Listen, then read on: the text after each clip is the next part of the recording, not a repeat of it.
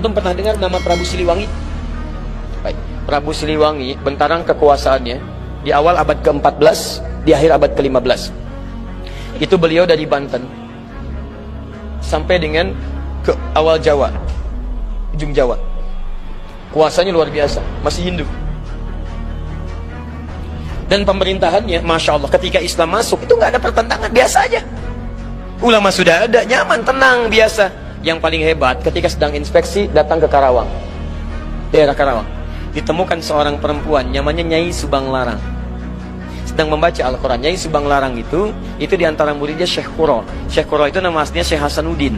Ketika pulang dari Mekah, maka disebut Ummul Qura, maka disebut Syekh Qura. Bikin pesantren beliau di Karawang, sampai sekarang masih ada pesantren Syekh Qura. Baik, diantara muridnya namanya Nyai Subang Larang, baca Al-Quran. Begitu dibaca, datang ini mendengar bacaannya, melihat siapa yang baca, seketika jatuh hati. Bukan jatuh kaki, hati. Masya Allah. Begitu dilihat, langsung mengajukan lamaran.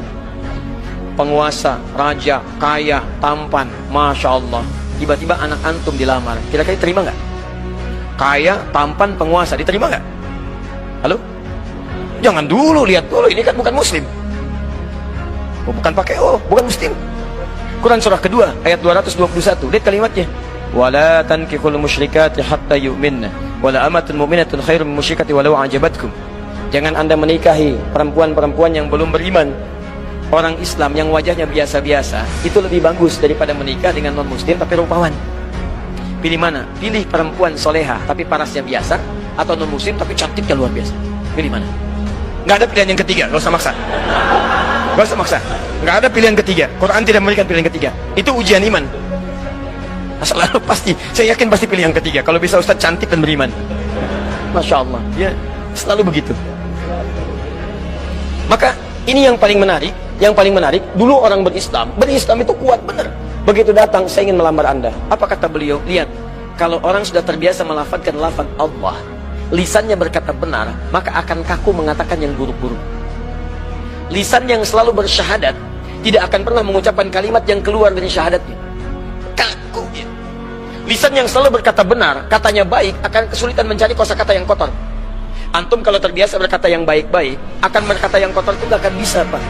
Nyari kosakatanya susah. Sama dengan lisan yang selalu bersyahadat 9 kali dalam sehari. 9 kali paling minimal. Subuh sekali, duhur 2 kali, asar 2 kali, maghrib 2 kali, isya 2 kali. Asyhadu an la ilaha illallah, asyhadu anna Muhammadar Rasulullah. Lisan orang bersyahadat mustahil bisa mengungkapkan dengan lisannya kalimat-kalimat yang mengurangi nilai syahadat. Masuk Islam dulu, katanya Subang Larang. Masuk Islam dulu, baru saya ikut. Dengan nggak ada apa-apa. Padahal di hadapannya seorang pengusaha, penguasa tampan, punya kekuasaan, tapi kalimat itu kalau sudah lekat dengan Allah, nggak ada nilainya yang lain. Allah. Maka apa yang dikatakan dari sini? Begitu keluar, ya saya masuk Islam. Tidak ada yang duga. Tidak ada yang duga. Masuk Islam, menikah dengan Nyai Subang Larang. Lahirlah kemudian 3 anak utama. Anak pertamanya disebut dengan Walang Sungsang.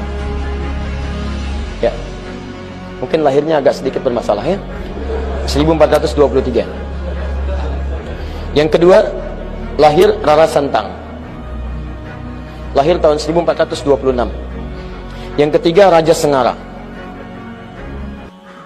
Begitu lahir melotot ya. 1427. Raja Sengara. Baik, yang paling menarik semuanya masuk Islam, jelas. Walang Sungsang berubah nama jadi Abdullah Iman. Abdullah Iman. Masya Allah. Perhatikan, ini begitu Islam masuk membawa pedoman kebaikan, jadi baik. Dengan Hindu gak ada masalah, dengan Buddha gak ada masalah. Tiba-tiba masuk Islam dan berubah jadi kebaikan. Tiba-tiba apa yang terjadi? Ini yang mau saya tunjukkan. Ini berubah jadi Abdullah Iman. Kemudian ini Rara Santang berubah jadi Syarifah Mudaim. Syarifah Mudaim. Pergilah haji. Saat pergi haji itu, tiba-tiba setelah selesai mau kembali, datanglah seorang laki-laki yang melihat Syarifah Mudaim, kemudian jatuh hati, minta kepada kakaknya Abdullah Iman untuk melamarnya. Maka diizinkan, menikahlah kemudian. Menikahlah Syarifah Mudaim dengan seorang laki-laki itu. Namanya siapa? Namanya Syarif Abdullah. Berasal dari Mesir. Maka diboyonglah ke Mesir. Saya simpan dulu di sini. Abdullah Iman kemudian pulang ke Nusantara, bertemu lagi dengan bapaknya. Setelah pulang, Prabu Siliwangi punya gelar Pamanah Rasa, namanya Manah Rasa. Ditugaskanlah kemudian untuk membimbing daerah. Lihat, mulai membimbing sekarang. Daerah yang sangat kumuh, saking kumuhnya disebut dengan lemah wungkuk. Lemah wungkuk. lemah bungkuk. Masya Allah. Di sini ada campuran-campuran etnis, dari ada Arabnya, ada Cinanya, ada kemudian orang lokalnya, dan nggak ada masalah. Begitu orang Islam datang, ditata jadi bagus. Oh, mereka campuran, dalam bahasa lokal disebut dengan caruban yang bercampur. Pekerjaan utamanya ngambil udang. Ya, ambil udang kecil, dibikin kemudian terasi. Pakai air rebon, jadi rebon, air rebon, orang bilang sana Cirebon, jadi Cirebon. Orangnya caruban, tempatnya berubah dari Cirebon. Ditata dengan baik, jadi makmur, jadi bagus, berhasil di situ. Begitu nilai keislaman dilakukan, haji pulang dari sana, berubah lemah bungkuk yang kotor jadi Cirebon. Etnis yang bercampur, punya kemudian tata usaha yang baik. Caruban aslinya kemudian menyebar sampai ke wilayah Lasem. Antum kalau nanti dari Semarang belok ke Demak, Demak ke Kudus, Kudus ke Pati, Pati ke Rembang, ke Lasem. Lasem ini Masjid Agung, sekitar nggak terlalu jauh lah ya, 200 meter lah dari Masjid Agung sebelumnya. Ada sebelah kiri arah pantai namanya Caruban.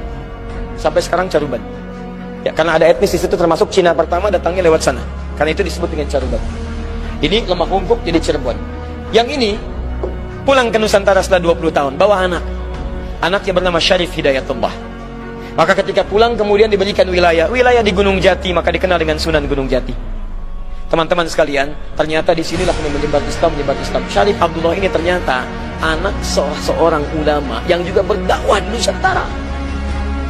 Lihat madrasah Nabi, melahirkan seseorang, datang ke Baros, menyebar. Dari Baros punya keturunan, menyebar lagi. Dakwah.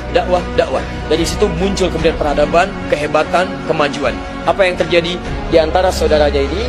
Syarif Abdullah punya anak namanya Syarif Hidayatullah, menguasai Gunung Jati. Syarif Abdullah ternyata adiknya dari seseorang yang bernama Maulana Ishaq. Maulana Ishaq itu, siapa dia? Itu adalah anaknya Ahmad Jumadil Kubra. Dari Maulana Ishaq itulah kemudian melahirkan Kiai Haji Ahmad Dahlan. Yuk saya turunkan. Kiai Haji Ahmad Dahlan nama asalnya Muhammad Darwish. Dan beliau belajar dengan saudaranya Muhammad Hashim bin Ash'ari.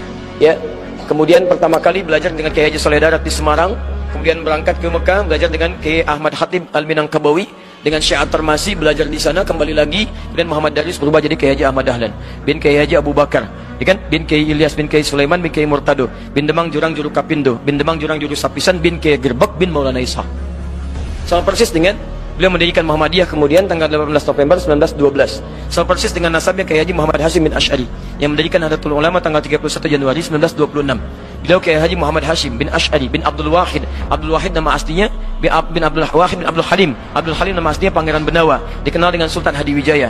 Bin Abdullah bin Abdul Fattah, dikenal dengan Joko Tingkir. Ya, kemudian bin Abdul Aziz bin Abdul Rahman bin Maulana Ishaq. Ya, Walid Raden Ainul Yakin. Siapa Maulana Ishaq itu? Anaknya Ahmad Jumadil Kubra. Siapa Ahmad Jumadil Kubra itu? Keturunan dari Ali Zainal Al-Kabir. Ali Zainal Al-Kabir anaknya Ali Zainal Abidin. Ali Zainal Abidin keturunan dari Al-Husain. Al-Husain adiknya Al-Hasan. Al-Hasan anaknya Ali bin Abi Thalib radhiyallahu ta'ala anhu. Ali bin Abi Thalib suaminya Fatimah Az-Zahra. Fatimah putri Muhammad sallallahu alaihi wasallam.